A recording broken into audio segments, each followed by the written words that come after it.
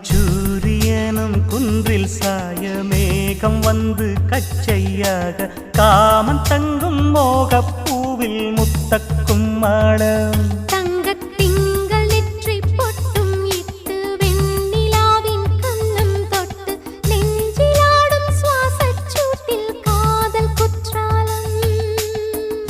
தேன் தெளிக்கும் தென்றலாய் நின்னருகில் வந்து நான்